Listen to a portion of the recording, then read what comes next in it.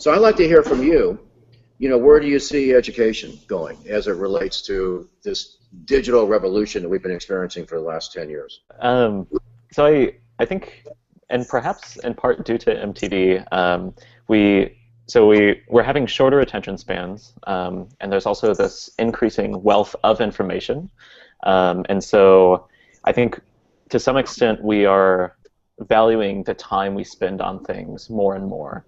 And so when you sit in a classroom for an hour, you can always be thinking about, oh, well, could I have just learned this from reading Wikipedia? Could I have watched something on Netflix? Could I have done X or Y or Z?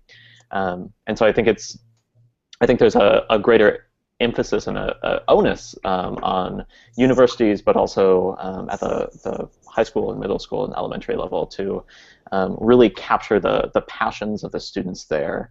And have this passion and interest-driven learning rather than a more lecture approach, which Westminster is in a good place to be able to gear themselves towards that, I think, with the small class sizes and general small size.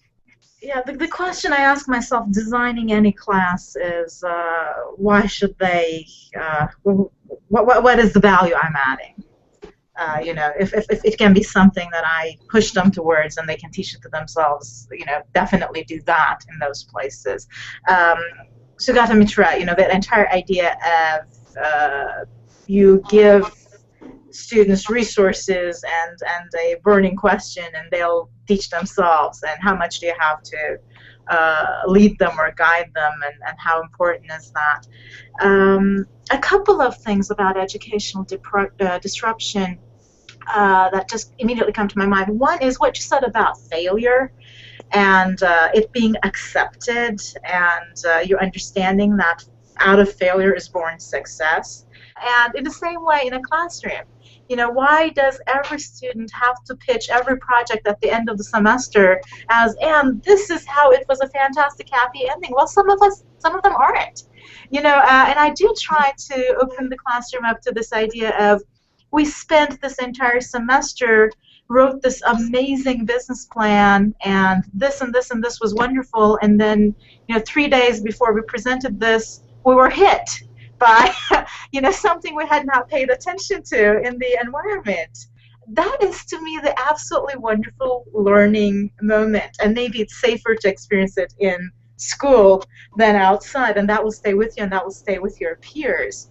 So certainly the openness to failure and the attempting of stuff where you might fail, and being flexible instead of everybody having to do the same project. I have quite a few upper level classes where the one that comes to mind is I told them, you are going to design a best-selling iPhone app, and to do this I'm going to teach you basically 3 computer languages and how to design an interface and where good ideas come from. But you're going to get a good idea and learn all of this stuff and come up with an app.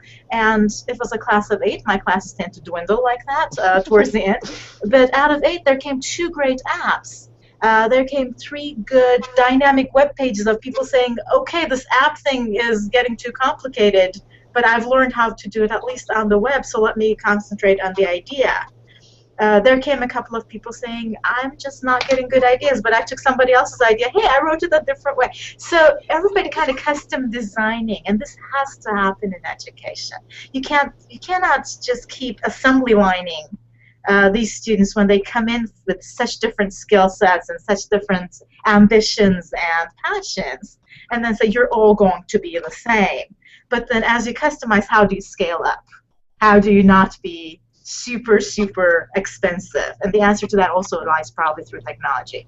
You send them whatever they can learn themselves, you send them out there, they learn themselves. And then the really expensive resources like faculty time, like lab time, you try to make the best use of that you can.